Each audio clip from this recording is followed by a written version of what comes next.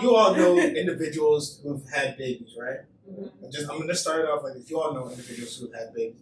Have you all heard those stories about, childbirth? That's very, very painful. So I really want to start this first question because I saw a video on Instagram that really made me think. And it was basically a woman giving birth, and the person commented, this is why I'm going to have a C-section. So it got me thinking, do women really have a choice, right? Do they know what they want to do? Do they want to do natural birth, or do they really want to go with the C-section? And just share your perspective, like, where would you personally lean to? Okay, so for me, obviously I've never had a child, but what I now don't quote me, I might be mistaken, but when it comes to C-section, I don't think you can really pick and choose what you want to get. C-sections is only if something is happening to you and the baby's probably in danger or you're in danger. That's what it is. That's why women get C-sections. But don't quote me on that because I'm not a doctor, not a nurse. But natural births, I'm all the way from here for that because that C-section, just like childbirth, is just a lot. It's just expensive. A lot. So it's very expensive. So just the healing process for a natural birth, that's just that. But C-section is even 10 times worse because it's like you're going through. My sister had a C-section, 3 kids. So it's like you have staples, you have stitches, and you can only have 3. And you can only have that. You can only get cut 3 times. That's it. After that, it's gonna be a pain. So yeah, it's like they even don't suggest you do. Yeah. After you've been cut 3 times. So just it's just like those 2. it's just like she said she's done. So, but it's just like it's a lot to go through. So I would want to do a natural. Angela? I would want to do natural.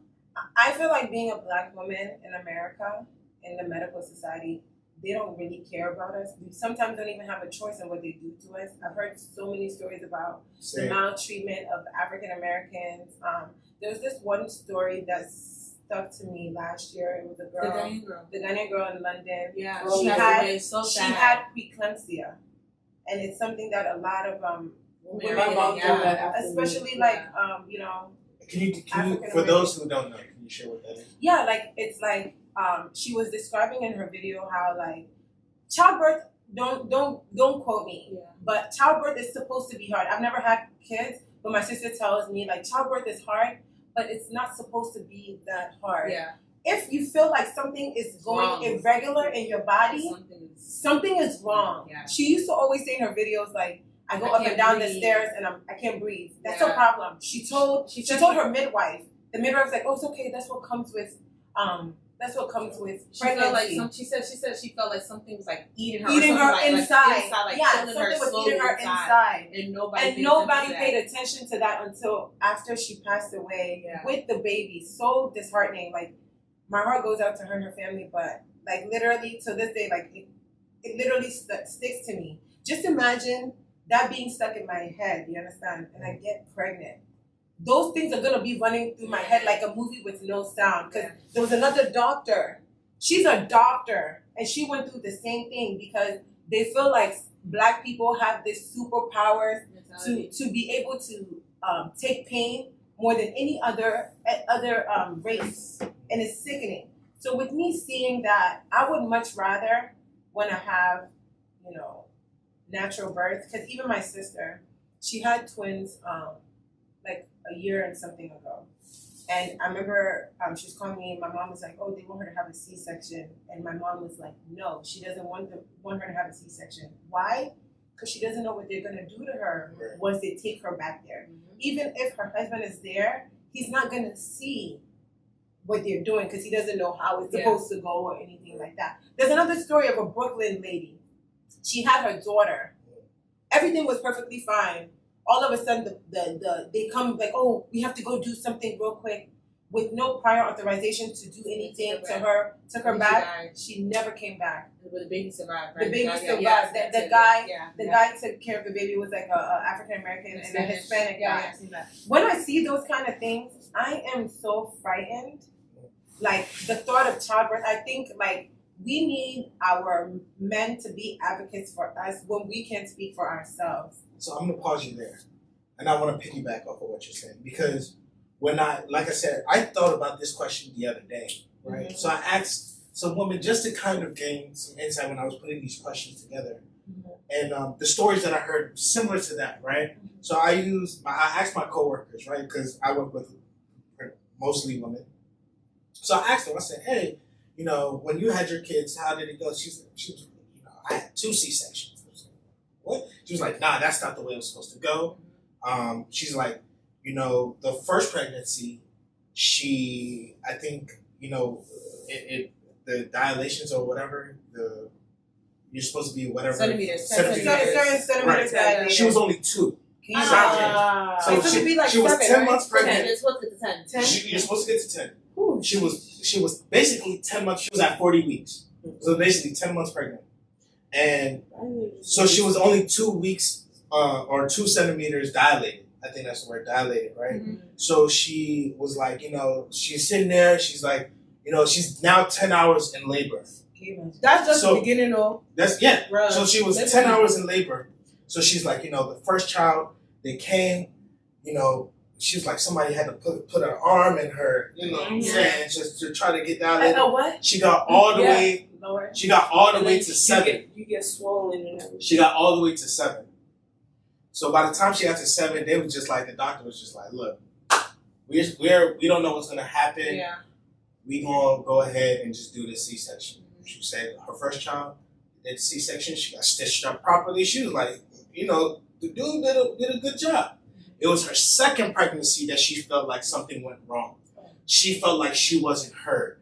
She did the epidural, which is another thing for me. She did the epidural.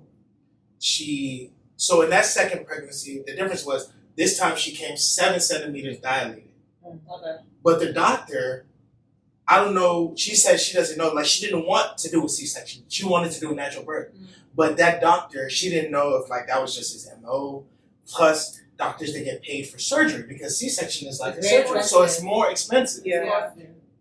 She was on his chart. That nigga came in and said, "You're doing a C-section." Yeah. No choice. No. You're doing a C-section. Took her back to the room, did the C-section, and then stitched her up horrible.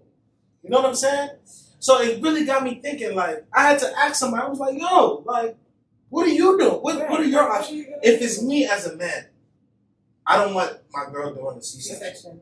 I want my girl to do natural. I would even do home water birth. I want a water birth. Yeah, I want a water birth. Like that would be water birth with a doctor there just in case. It's important for Black women, women, especially Black women, to have a birth plan because you go in there and they'll just do whatever they feel like is right. Like back in the day, like birth used to just be anything. Like it used to be wild as hell. Like they will cut you and you do anything. Like you will be ripped. Like anything and expect you to have more children after that. It's important to have a birth plan. I mean, I have big hips, so I would do natural birth anyway. So I would. But just imagine that, Charles. You're gonna have a wife. I get what you're saying though. Like it's just so like it's disheartening to hear these stories.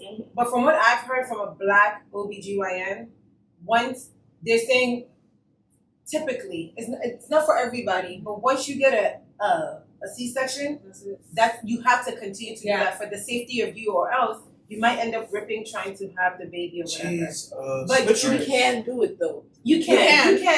But the life of it is more. You don't want to. To my future wife, I hope you know I have a big head. Just be ready. That thing is no joke. My mom told me. My mom was in labor with me for 16 hours straight. No epidural. Bro, my best friend's mom, she told me like this one time I think one of her boys' heads was so big, like she literally passed out, and like she was like watching herself give birth. Hey, that's what I like. You don't remember nothing. It's just gonna come how it's supposed to come. It was given what it's supposed to give. No, but like for instance, why is it that like my mom, 5 kids, right? She had 4 of us, 3 of us in Ghana. No epidural, no nothing. Yeah.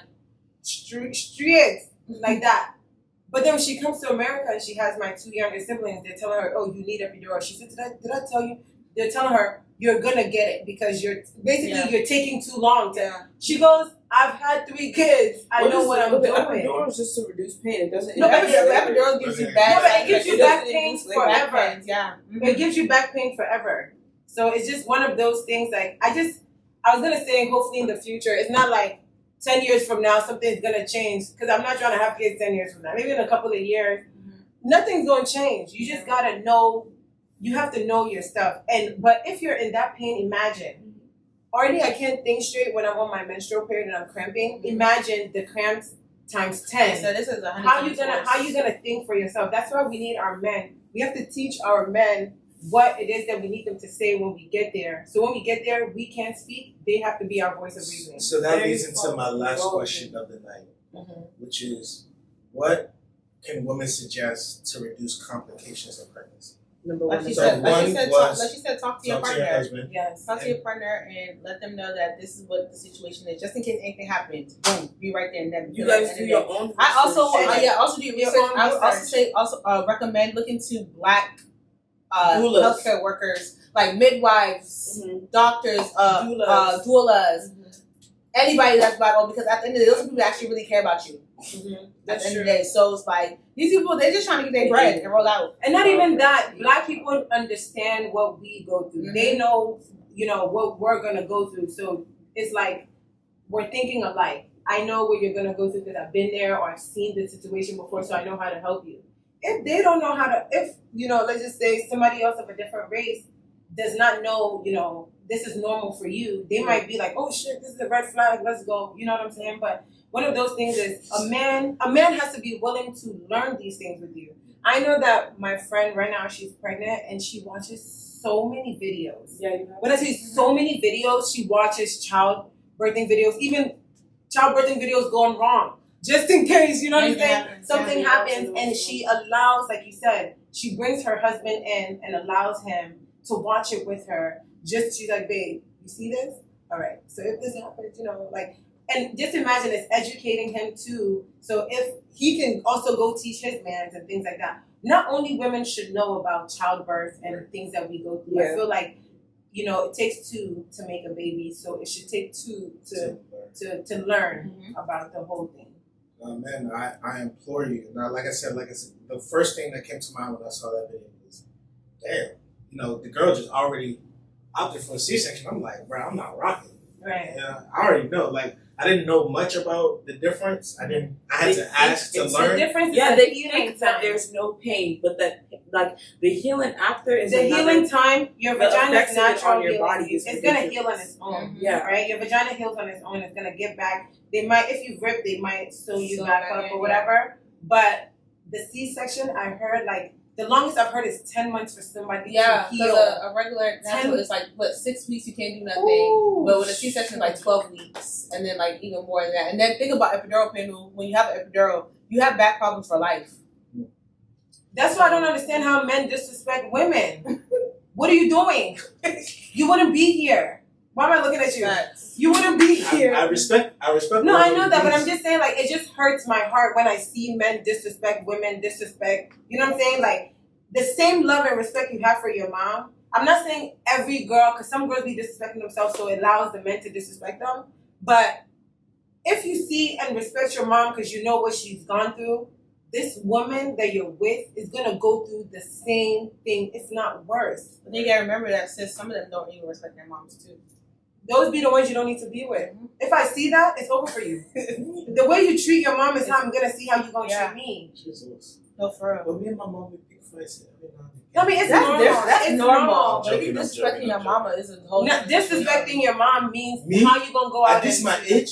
She'll back me back to Sierra Leone. That's it. Get slapped. Hey. That's it. But honestly speaking, I feel like we're all women. I hope that we all get the chance to bear children. I just pray that none of us go through that traumatic experience. Yeah.